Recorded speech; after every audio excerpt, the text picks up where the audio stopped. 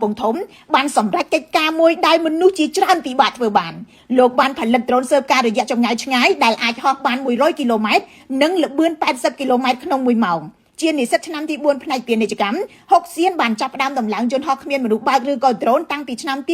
2019ដោយផ្ដើមពីការផ្គុំដ្រូនតូចៗដែលអាចហោះបានត្រឹម5ទៅ10គីឡូម៉ែត្ររហូតដល់អាចផលិតតួដ្រូនបង្កើតកម្មវិធីហោះហើរនិងប្រព័ន្ធបញ្ជាការដោយខ្លួនឯងដោយរៀនពីគ្រូជនជាតិរុស្ស៊ីផងនៅខែវិច្ឆិកាឆ្នាំ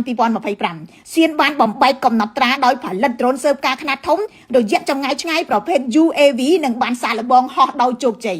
ដ្រូននេះមានប្រវែងពីចុងស្លាបម្ខាងទៅចុងស្លាបម្ខាងទៀត2ម៉ែត្រនិងប្រវែង1ម៉ែត្រកន្លះពីក្បាលទៅកន្ទុយអាចភ្ជាប់កាមេរ៉ាទំនើបរួមទាំងប្រភេទ UAV gimbal ដែលអាចចាប់រូបភាពពីចម្ងាយដើម្បីកិច្ចពីការស្ទាក់ចាប់សៀនបានប្រើប្រព័ន្ធបញ្ជាការដោយមនុស្សជំនួសឲ្យ GPSហុកសៀនបានប្រាប់ News Today ថាគេប្រើដ្រូនស៊ើបការដើម្បីកំណត់ទីតាំងសត្រូវមុននឹងបញ្ចេញដ្រូនកង្ហា4ប្រភេទ FPV ហោះចេញទៅទម្លាក់គ្រាប់បែកដើម្បីបញ្ជាក់ពីប្រសិទ្ធភាពនិងភាពធន់នឹងអាកាសធាតុសៀននឹងសាកល្បងបង្ហោះដ្រូននេះឆ្លងកាត់សមុទ្រនៅខែធ្នូឆ្នាំនេះសៀនប្រាប់ថាលោកព្យាយាមសម្រេចកិច្ចការនេះដោយរំពឹងថានឹងអាចរួមចំណែកនៅក្នុងកិច្ចការពារជាតិទោះបីជាទៅថ្ងៃខាងមុខទៀតប្រទេសយើងផុតពីសង្គ្រាមឬក៏នៅមានសង្គ្រាមក៏យន្តហោះការធ្វើយន្តហោះគឺនៅតែធ្វើដដែលយើងបើប្រៀបធៀបជាមួយថារដ្ឋអាមេរិកឃើញប្រទេសគេពេលខ្លះអត់មានសង្គ្រាមទេប៉ុន្តែគេធ្វើយន្តហោះទុកច្រើនណាស់គឺច្រើនម៉ូតច្រើនម៉ាក់ហ្មងអញ្ចឹងស្រុកខ្មែរយើងធ្វើដូចគ្នាគ្រាន់តែយើងធ្វើទុកឲ្យបានច្រើន